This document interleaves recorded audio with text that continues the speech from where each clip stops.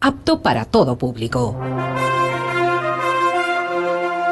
Democracia M y Democracia TV presentan Diálogos con Francisco Rocha. Diálogos. Diálogos.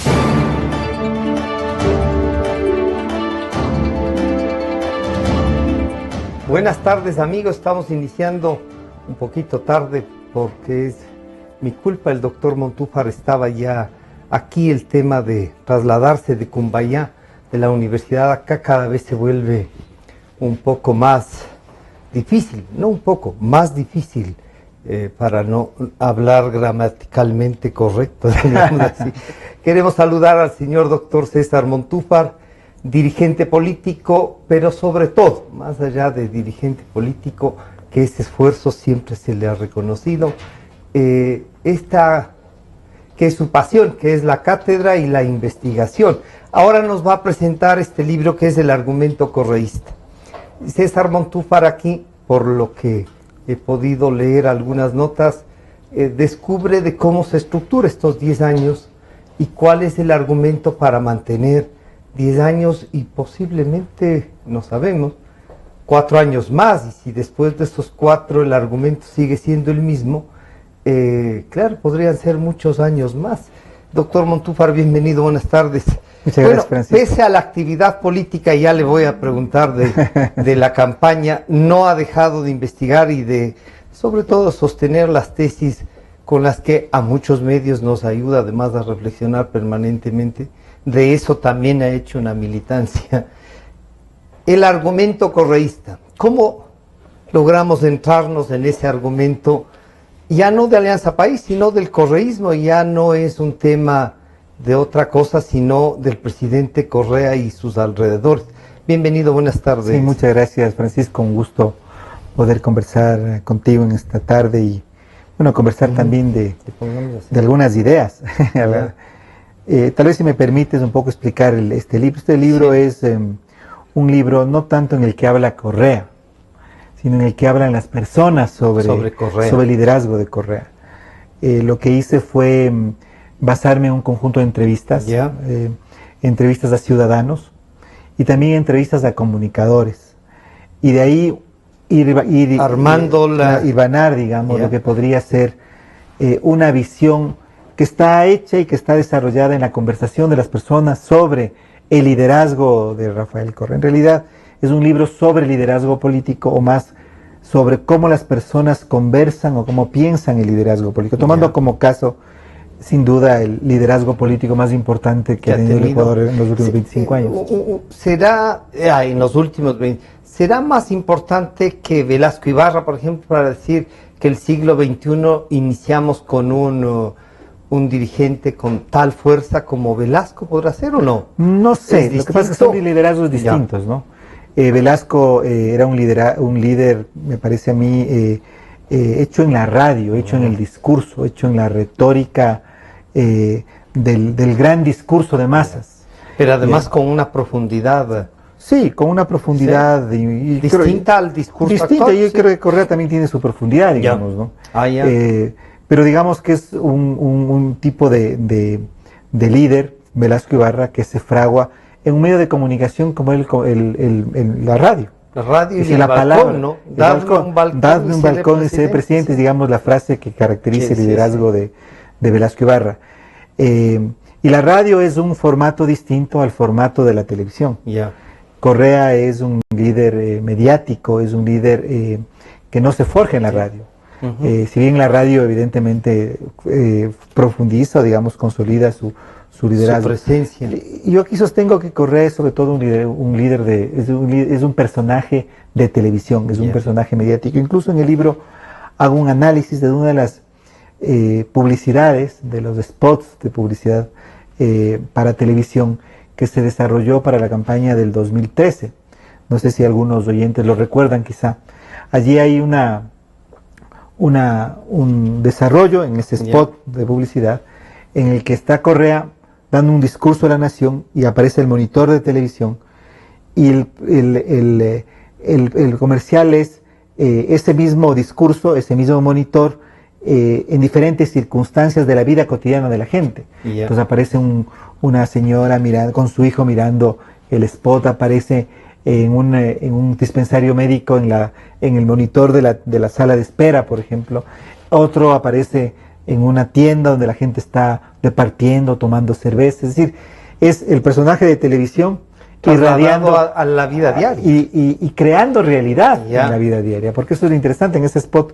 Tú dices, ahí Correa dice, y mi gobierno se ha dado salud, entonces aparece Claro. el spot, digamos, el monitor, la imagen en un dispensario Ya. médico, o cuando habla de la esperanza, está una madre dando la mano a su hijo, como teniendo el monitor como su centro, escenario, como el su centro de centro, escena. ya. Entonces, digamos que Correa es un personaje de televisión.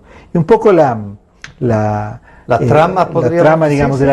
del argumento correísta es que, digamos, la ventaja de Correa o del correísmo frente a los demás actores y discursos y proyectos políticos con los que ha combatido, podríamos decir, a los que ha vencido, podríamos decir, electoralmente, es el que Correa logró realmente plasmar y plasmarse, y el correísmo se plasma como una forma de liderazgo mediático. Y Correa, en ese sentido, es más un personaje de farándula que un político. Ya, o sea que más sería, si ponemos en programas de televisión estos de la farándula, ¿sí? Sí, realmente se transforma en un personaje que incluso invisibiliza, oculta a la verdadera persona.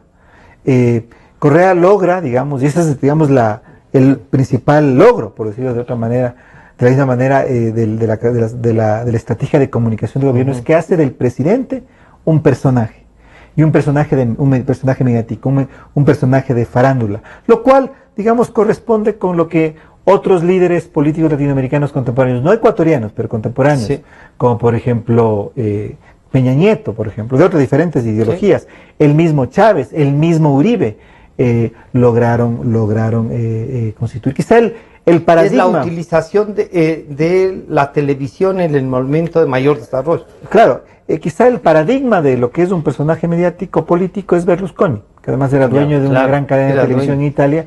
Entonces se fusiona el líder político con el personaje mediático. Y desde esta plataforma es en donde, digamos, el correísmo logra prevalecer como discurso, como liderazgo, como proyecto político frente a todos los demás que, y aquí voy a hablar en primera persona, seguimos compitiendo y seguimos trabajando en una lógica, digamos, mucho más convencional, en una lógica que entiende la política y que utiliza la comunicación como un instrumento, como para transmitir ideas, programas, mensajes. No, aquí Correa mismo, su personaje es el mensaje político. A diferencia de los políticos convencionales, entre los que me incluyo, que creen que hacemos de la comunicación un instrumento para transmitir mensajes. No, aquí el mensaje es el propio personaje llamado Rafael Correa. César, ¿descubres ideología en el presidente Correa a través de los...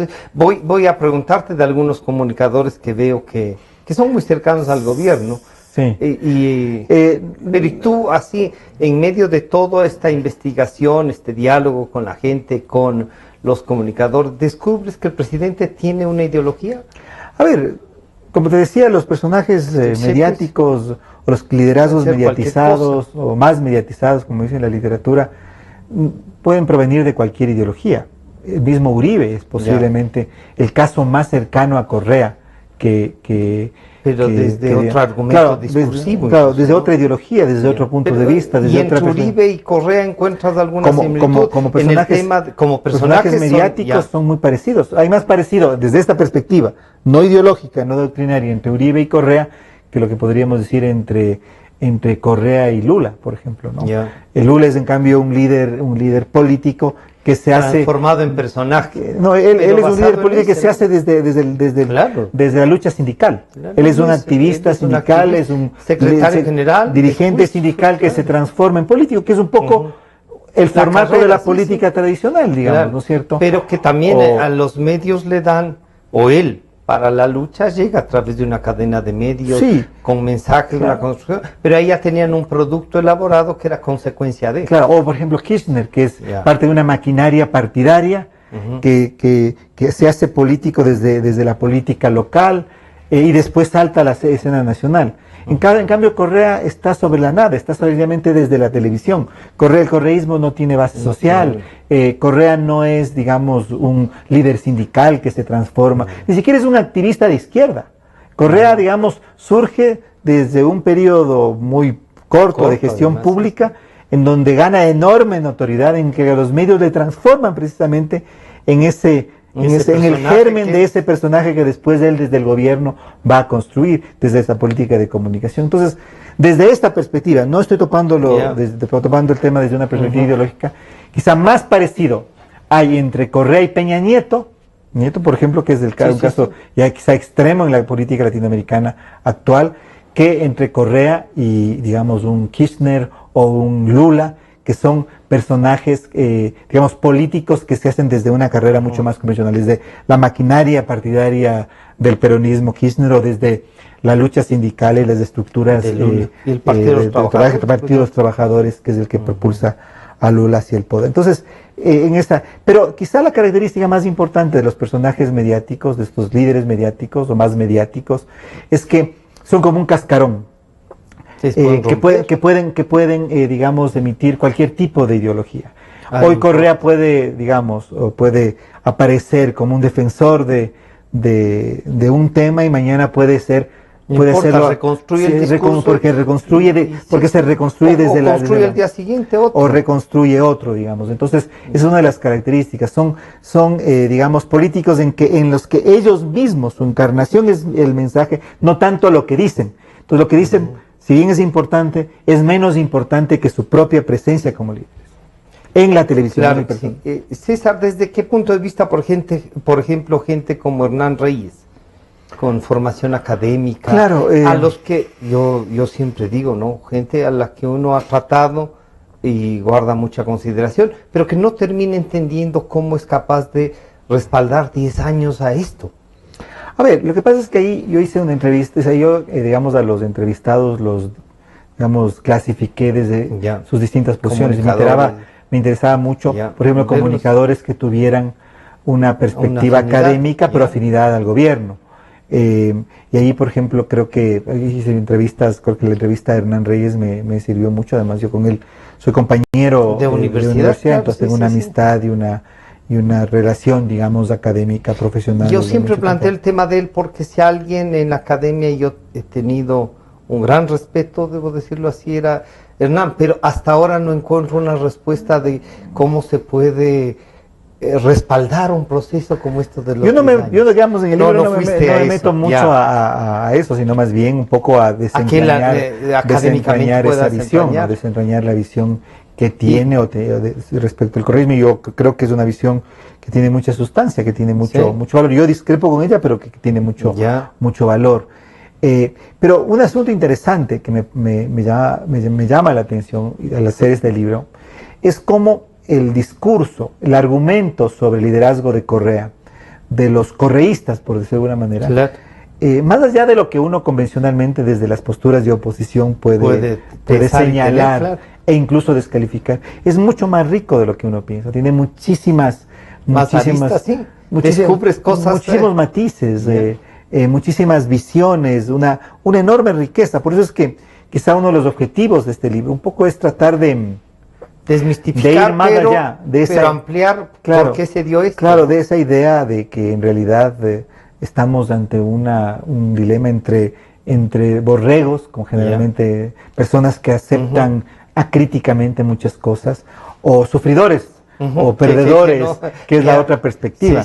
En realidad, el argumento sobre el liderazgo de Correa, desde la postura de afinidad como desde la postura de oposición, es mucho más rico, tiene muchísimos más matices, tiene una gran, digamos, un gran despliegue que lo que podríamos decir es este debate falso que considero entre sufridores versus borregos, o entre sanducheros y amargados, como la retórica política suele como a veces el propio presidente suele... Como el propio presidente dice, ¿no? Y, por ejemplo, aquí, ¿quién te daría una visión mayor desde el otro lado. Si Hernán Reyes es, y encuentras que hay sustancia, que hay argumentos, y en el otro lado hay argumentos o solamente oposición, y por supuesto que hay y argumentos. somos gentes que no hemos sido capaces de entender este gran proyecto. No, en realidad el libro no es sobre si hay argumento para ver o no, alarguea, si hay sí, sustancia o no. Lo que yo trato ahí es más bien de ir desentrañando los argumentos de uno y de otro. ¿Por qué? Porque también parte del argumento correísta es el argumento de los no correístas. Claro, porque es el argumento de los no correístas es parte del argumento correísta. Es decir, el argumento correísta además... Ahí hay una lucha y una tensión que te lleva a decir este pensamiento que Correa lo recrea frente a esto otro que también es recreado por la oposición. El argumento correísta, lo de Dominó, es tremendamente amplio. Y permite decir a los no correístas, a los correístas, por ejemplo, que Correa es casi la encarnación de Bolívar o de Eloy Alfaro, y permite decir a los no correístas, Correa es casi la encarnación del demonio. ¿sí? O sea, permite las dos cosas. Pasa desde García Moreno hasta Fidel. Y que ahora lo estamos viendo, por ejemplo, personas que jamás hubieran dicho que votarían, por ejemplo, por Lazo. Ahora dicen, voy a votar por Lazo porque estoy en contra de esto. Es desde tal amplitud del argumento correísta que permite posiciones absolutamente extremadamente diferentes. Si, por ejemplo, pusiéramos, como en el libro yo digo, puedo tomar, por ejemplo, otro político ecuatoriano, Gutiérrez. El argumento gutierrista, si cabe la palabra, sería mucho más estrecho. En el sentido de que no permitiría decir tantas cosas. A nadie se le ocurriría decir que Gutiérrez es el más grande político de la historia ecuatoriana. Hay personas que sostienen que Correa es el más grande político de la historia ecuatoriana. Y a nadie se le ocurriría decir que el gobierno de Gutiérrez fue el peor gobierno de toda la historia nacional. Es decir, digamos... Bueno, alguien me decía de los correístas que un poco achacando, decía, el gobierno de Gutiérrez es el gobierno más corrupto de la historia. Bueno, entonces decía... Sí, pero digamos, uno podría fácilmente encontrar argumentos en favor para desechar ese... Ahora, por ejemplo, mucha gente diría, yo voy a votar por Lazo, no puedo votar por Correa, a pesar de que soy de izquierda y soy marxista y marxista, porque tengo un compromiso radical en contra de la lucha anticorrupción. Entonces, sería posible escuchar eso. Uno escucha eso. Y además yo diría que bueno escuchar eso, claro, es una perspectiva política. Pero entonces es un argumento sobre el liderazgo tremendamente amplio, que permite decir muchísimas cosas que lo que podría ser un espacio de discusión mucho más pequeño. No logro que me digas cómo eran cada uno de los personajes. ¿Cuáles serían las bases, a más de su propio personaje, las bases del argumento correísta para sostener y ganar elecciones? Bueno, la una es una crítica brutal al pasado. El argumento correísta se basa en la crítica al pasado, que es muy interesante porque también contiene un silencio. Porque el argumento está hecho por lo que se dice y por lo que no se dice. El correísmo solo habla sobre el pasado, pero obvia el presente y obvia el futuro. Es decir, si tú le oyes a Correa en una sabatina, se pasa criticando al pasado. Y habla del presente, sí, ¿no es cierto? Con lo que ha hecho un montón de cosas. El éxito de él. Pero es un presente muy corto, muy y el futuro no existe. El futuro no existe. Entonces, entonces han leído el libro porque los últimos amaneció Quito con un montón de pancartas verdes, dice, mirando al futuro. Entonces es una cosa interesante, yo también me ponía a pensar eso, de que hablan sobre el futuro, pero es precisamente la necesidad de ratificar el liderazgo de alguien que quiere afincar una presencia que es de Lenín Moreno, porque precisamente en el argumento correísta el futuro no existe, y por eso es que ese libro fue escrito sobre la base de entrevistas en el 2014, es decir, algo ha cambiado hasta el 2017. Tenías un largo trabajo, pero digamos en el 2014 la gente o los correístas y los no correístas también decían el futuro sin Correa es casi imposible. Es más, mira, muchos no correístas decían yo quiero que siga Correa en el poder para que Correa se haga responsable de los yo dije eso, porque porque el futuro era una cosa imposible. Con Diego Kendo, cuando dijo que se iba y todo eso, yo dije, no, Claro, yo tiene que soy de los quedarse. que no quiero que se Claro. vaya, tiene que quedarse porque si esto explota, tiene que Mucha explotar gente con dice, él. oye, por ejemplo, la crisis económica es tan grave, la corrupción es tan grave que es mejor ir a Lenin Moreno, porque así a ellos mismos les va a tocar enfrentar. Y Eso, no, eso, por ejemplo, yo ya claro, cambié. claro, digamos que ese es, digamos, Pero si una- la Correa yo sí quería que se claro, quede. digamos que ahí es uno, Ujú, eso este es es uno un de los argumento. elementos. Otro segundo Ya. argumento es una cosa paradójica, ¿no? Ujú. El argumento correísta politiza todo. Todo se transforma en un tema político. El encebollado y Eso el nacional, el campeonato campeón mundial de mundial de encebollado encebollado. es un tema político en que Correa está presente. Los desfiles, las elecciones de reina en los colegios, las bandas de guerra, todo se transforma en un tema político. El correísmo en eso es tremendamente leninista. No hablo de Lenin Moreno, No, sino del Stalin. líder de la revolución bolchevique. ¿No te parece que es mejor más que de Lenin, que es un estalinismo por la forma No, de es más gobierno? leninista. Más leninista. Más lenin- de que O sea, hay que borrar absolutamente politiza todo. Todo transforma en Ya. un tema político. Todo transforma en un tema político. Y esa es una de las fortalezas de la cultura, el fútbol, todo es política. Pero además va homogenizando. Claro. Entonces, digamos, en comparación a los otros líderes de la oposición, digamos, para quienes la política es una cosa y los demás Es temas otra. se tratan de manera diferente. No, en el Incluso correo lo personal, dicen, ¿no? Claro, exacto. Hay un límite, y con él no hay límite. todo es político, todo se politiza. Pero al mismo tiempo, la política como lo que es, ¿qué es la política? Es el procesamiento de intereses diversos. Claro. Desaparece. Entonces, sí, Lazo es un banquero, representa a los banqueros. Pero Lenin Moreno, ¿a quién representa? Correa, ¿a quién representa? ¿A qué grupo representa? Si la política es precisamente conflicto, intereses en contraposición, Y la búsqueda de cómo se jugar. articulan esos Ya. intereses. Entonces resulta que por un lado se politiza todo, pero por otro lado, cuando se trata de ellos, la política desaparece. Entonces Correa es representante de una gran idea, de un sueño, de una noción de patria, la patria Ya. regresa. Él no tiene intereses. Sus políticas no benefician más que a esa gran idea. Y entonces uno Eso- termina una suerte de que la política desaparece estando en todo. ¿Pero es entonces un prestidigitador o no? No, yo creo que es un mago en el sentido de que, mientras siempre, ¿no es cierto?, los Ajá. quiteños, los ecuatorianos, nos pasábamos mirando a ver Teníamos esta una- decisión, Claro. hipercríticos, ¿no es cierto?, y por qué, a quién beneficia, la misma prensa, ¿no es cierto? Y en el caso de O sea, Correa, nos robó el libreto. o sea, en realidad, él, No. él está por encima de la política, Claro. pero es el que puede politizar absolutamente todo. Es un tercero. Y el tercer asunto es que aparece Correa, pero no como persona. Él aparece como el personaje que se crea. Entonces, es curioso porque el Correa que existe, ese personaje mediático, el de la foto que causa a veces demasiado, Claro. a algunos les gusta y a otros causa No, rechazo, sí. No es él.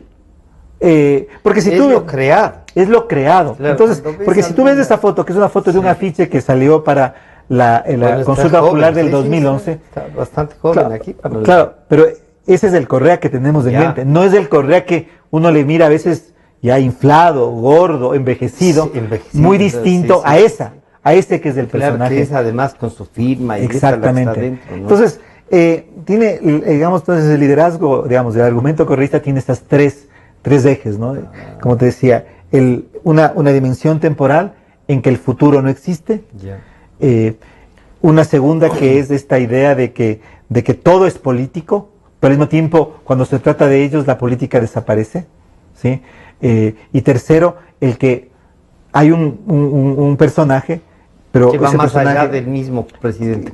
que va mucho más allá de su persona, que ya... Claro, no es ya, otra ya cosa. de- Y cuando él dice que él ya no es, sino es el pueblo. repitiendo lo Exactamente, que es sí. un poco eso, ¿no? Que es por ejemplo, que también está ahí analizado en el libro ese famoso comercial de la bicicleta, que fue Ujú. para las elecciones del 2013, que es un comercial en la que es muy interesante. Y ahí están las direcciones de YouTube para quienes que lean el libro puedan ver el video y un poco constatar lo que... recrear también lo que se dice ahí. le llevas también entonces ensayas en el libro una suerte de lectura con televisión. Trato, yo no soy un Ya, experto no, en no, eso ahí. pero si ya comienzas mi maestro ahí fue José Lazo, el Ya. profesor de comunicación, un gran amigo, sí. una autoridad en temas de estudios de comunicación. Él es el que un poco me ha ido guiando y diciéndome qué es lo que tengo que leer. La especialidad, perdón, la especialidad tuya va a terminar siendo un poco la comunicación. No creo. Has trabajado en el tema de la ley. Sí, la frenaste, la luchaste. Luego todos estos trabajos que han tenido que ver, que está la base política, que son los estudios principales. Sí, pero no creo, yo creo que para ser un experto en temas de comunicación como tú, Francisco, me falta mucho. Pero si me permites un poco regresar al tema de este comercial. En este comercial de la bicicleta, tú ves en cambio Correa hablando para sí mismo. No es el discurso de un político, ¿sí? Es la reflexión de un... Sino él está, es el texto, el libreto, la voz en off de Correa, digamos, es él hablando para sí mismo, él pensando. Él pensando. Entonces, estaba reflexionando. Entonces lo que oímos los ecuatorianos es el pensamiento de alguien que habla para sí mismo, ¿sí? Y Correa, digamos, recorre unos hermosos, pero terriblemente hermosos, impresionantes parajes del país, ¿no es cierto? Correa pensando sobre sí mismo y pensando sobre su hermosa revolución en democracia. Y lo interesante de este comercial es que tú ves, y les invito a leer, y te invito al Francisco para conversar, que está también en algún momento, el tema de que él, digamos, no aparece, digamos, la gente no lo ve. En algún momento él pasa por parajes y él se mete en la cotidianidad, la gente pasa como que no existiera, es casi como un fantasma. Los únicos que lo ven... Está omnipresente. Está omnipresente. Los que lo ven es mentalmente... Son los niños. A los niños. A los niños son los únicos que lo ven. No es el obrero que está caminando, el transeúnte, no. Son los niños los únicos que lo alcanzan a ver. Es decir, él es al mismo tiempo... sensibilidad absoluta. Claro, entonces es una cosa mágica de un tipo que hablando para sí mismo recorre el país y nadie lo termina de ver. Al final sí, lo ven unas personas, digamos, él llega a una casa se transforma indígena, y se materializa. Sí, llega a una casa indígena de una pareja indígena, parece que es en Imbabura, y ahí habla y deja la banda presidencial en una silla de esa casa. Y al final va mítica escena en donde él aparece frente al Imbabura, imponente, el lago San Pablo, y él alza las manos en señal de victoria. Es decir, es una película, es una recreación impresionante, ¿no? Impresionante, en la que tenemos un fantasma que está omnipresente recorriendo el país con su pensamiento, con su visión. Realmente esto, claro, uno dice... han sido capaces de crear, esto no es ideológico, esto ha sido comercial. Esto es un producto publicitario que crea lo que tú hacías referencia hace un momento a otros trabajos que he realizado, en un estado de propaganda. Claro. Un verdadero estado de propaganda, donde el famoso estado de propaganda es esta su mejor representación. Claro, la propaganda de una u otra manera intenta sustituir la realidad. Intenta, digo, porque la realidad no es sustituible. César, y descubres en estos ejes, pero además en el argumento correísta, esta especie de salida ahora a través del señor licenciado Moreno, pero que él mismo dice, si se portan mal, vuelvo en 6 meses. En este argumento hay el retorno, se siente que es indispensable la presencia del presidente Correa. Mira, ahí hay un tema bien interesante y yo me he puesto a reflexionar. Como te decía, este libro está 2 años atrás, del 2014. Hay varias cosas. Para los correístas, Correa es un líder de transición. Es decir, muchas cosas de Correa no les gusta a los correístas. La prepotencia, a veces el abuso, a veces el insulto, el paternalismo. Entonces, muchos de ellos me decían a mí en las entrevistas, por ejemplo, cuando en las sabatinas Correa se pone a insultar, él decía, yo dejo de oírle. En ese momento ya no lo oigo y vuelvo a conectar mi oído cuando comienza a decir cosas interesantes, las que me interesan escuchar. Pero entonces, descubrieron que pero decían algunos entrevistados, entonces lo que sucede es que para combatir a los poderes fácticos, para combatir a la bancocracia, a la partidocracia, solamente al pasado es necesario también usar esas mismas armas. Y digamos el gran digamos aporte o la gran destreza de Correa es que Correa, al mismo tiempo de que está rompiendo sus poderes fácticos, con una visión, digamos, de una revolución trascendente, tiene que sabe utilizar las anteriores. Claro. Él puede ser un académico que discute con el mejor economista sobre cuáles son las mejores salidas para la economía del país, pero al mismo tiempo es un peleador de barrio, o sea, combina las dos cosas. Reta trompones. Ahí se puede convertir, entonces eso es lo que le permite a Correa realmente haber sido este ser, digamos, excepcional en la historia nacional. Estoy hablando desde el argumento a favor, claro, correísta favorable, para haber podido abrir este camino nuevo. Entonces Correa es visto como un líder de transición. Entonces, para muchos grupos será. de los correístas. Pero algunos correístas pensarán que es el fin. Ya. No, es visto como un líder de transición. ¿Ah, sí? Entonces, ser un líder de transición, digamos, porque para muchos, y ahí está en el libro algunos pasajes de entrevistas, dice, sí, en realidad, el país que Correa está el regreso de la patria que tanto han trabajado y han construido, requiere de un liderazgo que va más allá de las propias características de Correa, pero que va abriendo camino. Pero Correa es un poco necesario, es totalmente necesario para romper con estos poderes fácticos. Es un poco de bulldozer que va abriendo trocha ahí. Entonces ese es un líder de transición. Entonces, si es que esto es verdad, si es que digamos, si es que este argumento, que esperar la venida del entonces podría ser Lenín, digamos, ¿qué sucede si Lenín Moreno gana la presidencia?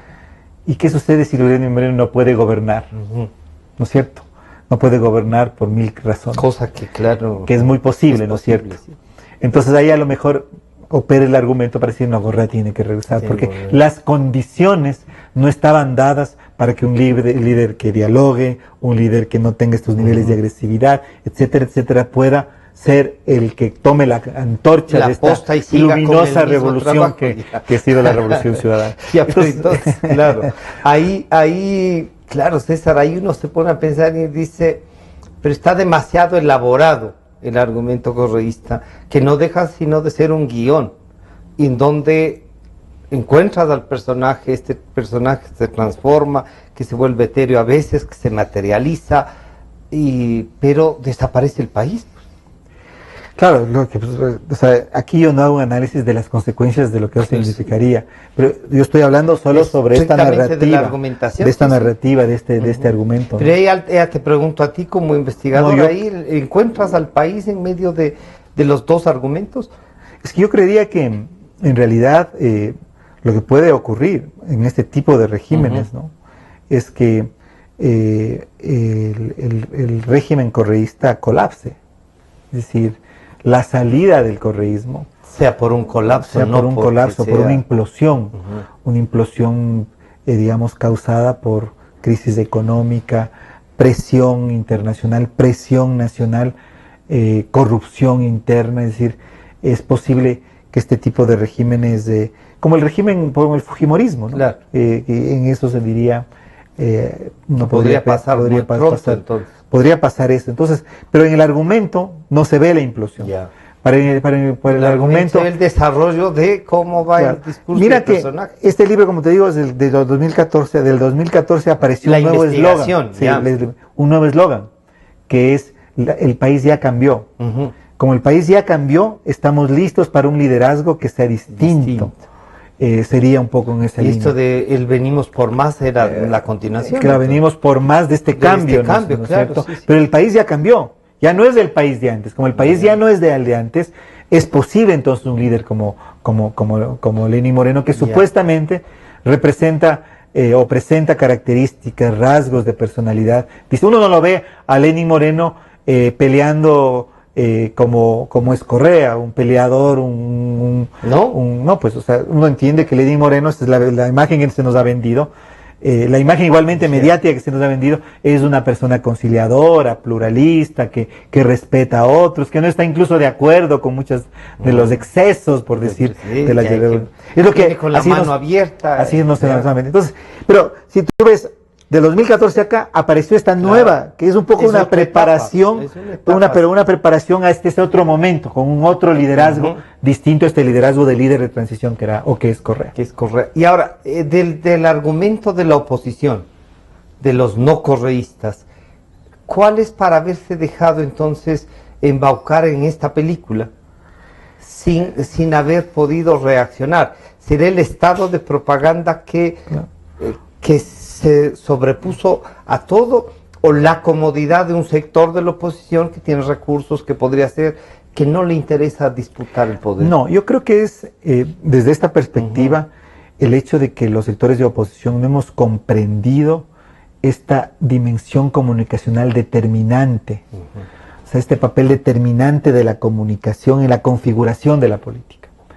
Y creo que eso nos ha situado en una postura de total desventaja, además porque la estrategia del correísmo ha sido la de hacer de Correa el centro de la comunicación nacional, utilizar todos los medios, ley de comunicación, cambios legales, toma de espacios de comunicación, de medios de comunicación, y una publicidad, digamos, tremendo, de la judicialización del periodismo. Las cadenas nacionales, la presencia en los medios. Entonces la oposición, por un lado, los actores de oposición no hemos comprendido esta dimensión tan importante de la comunicación política, y por otro lado, el correísmo ha hecho uso de todo, como ningún otro gobierno quizá imaginábamos en la historia del país, para constituir este verdadero estado de propaganda. El estado de propaganda es un marco legal, es el control y toma de los medios de comunicación, es la persecución constante, incluso judicializada en contra de periodistas, el asedio permanente a la comunicación independiente. Es decir, la diferencia entre el correísmo como proyecto, como acción política, es que entendió que el espacio de la comunicación era el espacio fundamental de la lucha política. Que era una cancha distinta a la anterior. Que era una cancha distinta a la anterior. La organización social, que la estructuración, es decir, esa no va entonces, pero ahí hay, este punto de hay vista, un acierto, ¿no? En el sentido de que hoy la política y la comunicación está totalmente vinculadas. Y ese es el gran salto que hace que hacer política de comunicación en cada uno de los sectores. Sí, antes, digamos, la comunicación era relaciones públicas, era la CENDIP. Es algo totalmente distinto a lo que tenemos en este momento. Pues, claro. No tiene comparación alguna, ¿no es cierto? Entonces, en esa perspectiva, entonces, yo creo que la oposición no peleó en ese terreno, peleó en un terreno mucho más convencional. Y creo que esa ha sido la gran ventaja. La razón por la que el correísmo ha predominado no es porque Correa en realidad sea un gran líder mesiánico, una encarnación de Alfaro y un ser excepcional que ha abierto este camino, así sea un líder de transición. La diferencia está en que ellos utilizaron, como lo utilizó Berlusconi, como lo hizo Uribe, como lo está haciendo Peña Nieto, como lo hizo Clinton. Pero yo te diría una cosa ahí, César. Cuando uno lee un discurso de Uribe en el Senado, digamos en el Congreso colombiano, y lee el discurso del presidente Correa, no hay punto de comparación. Correa es mucho más elaborado que Uribe, por supuesto. ¿Te parece que totalmente? Sí? Escúchalo a Uribe en un... A Uribe le encuentro argumentos, le encuentro definición de cosas, pero, y a Correa... Pero escúchalo a Uribe en esos consejos comunales. Uribe tenía una cosa muy similar al Correa. Correa no es la Sabatina, sino esos consejos comunales donde él se presentaba en cualquier parte del país y firmaba cheques, gobernaba en vivo, que ese es el poder de la Sabatina. El poder de la Sabatina. Ordena que haga las cosas. Despedía ministros, se tomaba, hablaba de una forma totalmente chabacana, ¿no es cierto?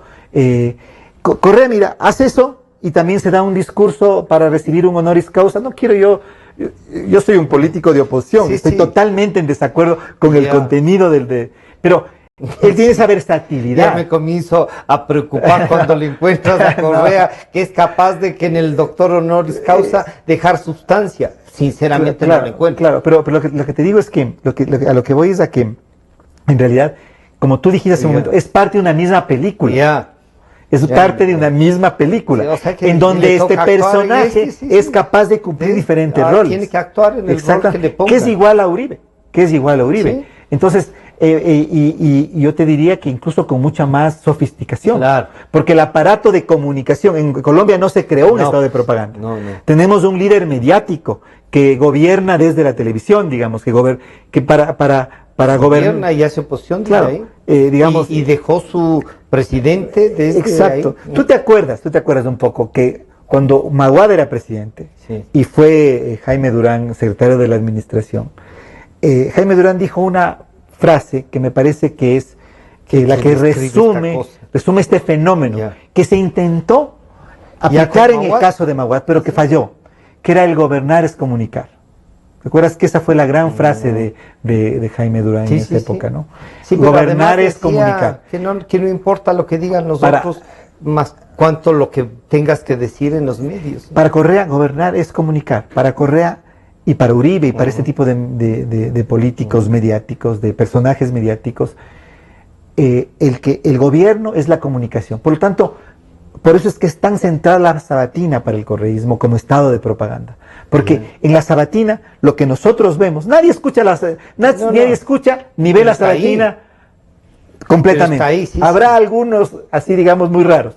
Pero todos sabemos, o gran parte del país sabemos qué ocurrió, y a lo largo de toda la semana, aunque sea, escuchamos alguna referencia de lo que dijo. No, y los medios a veces las repetimos para poder argumentar. Exactamente, porque es desde donde se construye la noticia semanal. Y él te hace la agenda de la semana. Pero ¿qué es lo diferente de la sabatina a esas cadenas nacionales donde aparecía el presidente puesto a la banda presidencial con un escritorio en el Salón Amarillo y la bandera del Ecuador acá? Es que ahí el presidente comunicaba una decisión de Estado. En cambio, en la sabatina... Aquí participaba con todos. En la sabatina gobierna en vivo. O sea, lo que hace Correa es que la gente vea que él está gobernando. Tal cosa. Él gobierna en vivo. Espero que mañana esté hecho tal. Claro. Entonces, el juicio al fulano. Claro. Entonces ahí hay una diferencia enorme. El gobernar en vivo implica esto de que gobernar es comunicar. Y ahí, pero no solamente gobierna de manera fría, sino gobierna como en un drama, con miles de emociones, porque Correa en la sabatina se enoja, se reconcilia, pelea, canta, come, insulta, abraza, hace bromas, abraza, ve una madre, es todo. Entonces es un acto de comunicar, es gobernar, comunicando, pero en un medio de emociones. En un contexto de emociones, como en un drama. En un drama, ahí está lo de la película. Es en un drama, como cuando uno va al cine y ve una película en donde siente un montón de emociones al ver que las contradicciones, la propia construcción de la película. Muy distinto a esto que decíamos. Este es el argumento correísta. Este es el argumento correísta, el gobernar comunicando. Pero gobernar comunicando en un formato de drama. Y en un drama en donde están un montón de emociones. Por eso es que los de oposición, quienes somos de oposición, nos morimos de las iras escuchándole. Pero estamos sintiendo ira. Claro. Mientras que otros están maravillados, contentos. Mucha gente dice que oye las sabatinas para aprender. Lo ven como una escuela, en donde hay un profesor que está explicando el porqué de las cosas. Y otros dicen, ahí está, digamos, alguien que está impartiendo justicia. Una señora, en una conversación muy interesante, se alegraba de que Correa ha dicho que hay que meter a unos jueces a la cárcel porque no han condenado a los narcotraficantes. Entonces, eso desde la perspectiva de un Estado democrático, de derecho, es una aberración. Pero desde la perspectiva de efectividad para conseguir adhesiones emocionales, es absolutamente intolerable, digamos, factible y justificable desde esa perspectiva. Desde el otro. César, se nos va terminando el tiempo, lamentablemente. Entonces, tú verías que desde este argumento y esta pausa, si no es la continuación del licenciado Moreno, ¿hay la posibilidad de que haya este rompimiento para que otro actor de la oposición participe? Hablando solo desde la perspectiva discursiva y comunicacional, yo creo que sí. Yo creo que algo pasó en el 2015-2016. Algo pasó. Algo de que quiebra el argumento. Hay una fisura en el argumento correísta. Y es que este personaje mediático nos había dicho que nada era para él, que todo era para la patria. Sí, o sea, aquí, como decíamos, es un personaje totalmente desprendido, que no tiene vida, es una seta ahí de la es un realidad. Santo, es casi un santo laico, ¿no? O sea, es un santo. Yo creo que lo de las enmiendas constitucionales y la reelección indefinida generó una fisura, una contradicción en un argumento que era un argumento coherente. Un argumento coherente. Y creo que eso fue lo que forzó, de una u otra manera, a que el gobierno se vea obligado a, en la enmienda, introducir esta transitoria para que entre en vigencia después del 24 de mayo del 2017. Primero. Segundo, yo creo que la crisis económica hizo tambalear al estado de propaganda. Porque una cosa es que uno vea en la publicidad que estamos en un paraíso, que el Ecuador ya cambió, que hay el sueño ecuatoriano, ya no es el sueño americano, sino el sueño ecuatoriano, que en el Ecuador no hay revolucionarios sino evolucionarios, así como que somos una especie, no sé si tú recuerdas esto que se hablaba de los evolucionarios, ¿no? Que es de este nuevo ser ecuatoriano, de gente que ya no está evolucionando, está ahí en una etapa, era como una revisión de esta idea del hombre nuevo del Che Guevara. Yo les he visto en otros estados, o sea, han evolucionado económicamente. Exacto. Pero mira, en unos carrazos, en unas claro, es que ahí está el tema. Unas distancias. Entonces, ese estado de propaganda comenzó a chocar con la realidad. Entonces, este discurso de honestidad, manos limpias, corazones ardientes, mentes lúcidas, se topa con unos niveles de corrupción que jamás hemos visto. Se topa con una crisis económica que genera y que un enorme, que crezca el desempleo, que haya un montón de problemas que comienzan a acumularse. Entonces, creo que las dos cosas, la reelección indefinida y la crisis económica, y yo diría esta crisis de corrupción que vive el Ecuador, esas tres cosas generaron como fisuras en el argumento correísta. ¿Qué es lo que permitió, que me parece a mí? Primero, que Correa no sea candidato. Creo que eso fue un primer punto. Segundo, que haya muchísima gente que haya desertado de las filas del correísmo. Porque, de todas maneras, Lenin Moreno sacó el 39.4, pero Correa sacó el 56 en la primera vuelta hace 4 años. Y creo que ese grupo de casi 20%, que no sabemos cómo van a votar el próximo 2 de abril, desertó de la imagen positiva del argumento correísta, que creo que... Y esa es la razón. ¿Crees que se podrá darle otro argumento para No sabemos, porque yo creo que en realidad, si es que en la segunda vuelta Guillermo Lasso logra realmente captar a ese grupo que desertó. Porque el problema es que el problema no es los correístas ni duros, ni los lacistas duros. Digamos, es ese grupo. Si ese grupo no ve en Lasso una salida de continuidad a este estado de este argumento, digamos, es muy probable que gane el Lenín Moreno. Si es que es posible cambiar a la otra posibilidad. La última pregunta, César. En estos días, este argumento correísta parecería que está mucho más activo. ¿Por qué en lo de la corrupción, que tú sí encuentras que hay ahí una fisura, que generó ¿por qué no ha sido tan fuerte? ¿Por qué no pega tanto y es tan evidente y es más grande que cualquier otra que hayamos conocido en estos últimos 30 años? Yo creo que sí pega. Lo que pasa es que el control que hay sobre los medios de comunicación, que son todavía el espacio de mayor difusión, desde donde la gente se entera lo que sucede, es enorme. Tú ves que, por ejemplo, hay medios que siguen planteando la agenda noticiosa de la segunda vuelta como el 15 que tiene mejor propuesta. Como si estuviéramos ante una situación de que, a ver, en el tema de seguridad social, Lenín Moreno propone A y Guillermo Lasso B. Comparen las dos propuestas a ver cuál. O sea, como que el problema fuera. Ese no es el problema. Pero siguen planteando. Pero si se les sigue planteando la agenda de segunda vuelta. Y además se dice, planteen cómo van a salir de esto. ¿Cómo van a salir de la crisis? O sea, ¿cómo salimos de esto? Como si el problema no fuera, además de político, yo creo que moral. Porque el problema de la segunda vuelta y del voto es un problema moral entre decencia versus corrupción institucionalizada, entre autoritarismo y democracia. Es decir, creo que el Ecuador asiste a una elección, digamos, en donde si uno mira por fuera del estado de propaganda, el dilema es moral, como político, y no es el que nos están queriendo plantear desde dentro del argumento correísta, que es como un problema de quién es el que tiene mejor propuestas para que el país mejore. Yo conversaba la semana pasada con un economista muy amigo mío que decía, no tienes el problema con este o con esto otro, van a tener que hacer más o menos las mismas cosas. César, no te voy a preguntar por quién vas a votar, pero yo diría la reflexión final basándonos en el argumento y en este libro que nos presenta, yo creo que en el argumento correísta, ¿qué se puede hacer para que el 2 de abril gane Moreno o gane Lasso o gane Lasso Moreno, la actitud que debemos tener? Yo creo que este argumento se nos ha impuesto con toda la maquinaria comunicacional del gobierno durante 10 años. Yo creo que tenemos que salirnos, porque este argumento es un argumento perverso, moralmente ciego. Ahí está el problema, es moralmente ciego. Ciego en el sentido de que, como es Correa el salvador de la patria, Correa puede hacer cualquier cosa. O sigo también desde la oposición al decir, para ganarle a Correa se puede hacer cualquier cosa.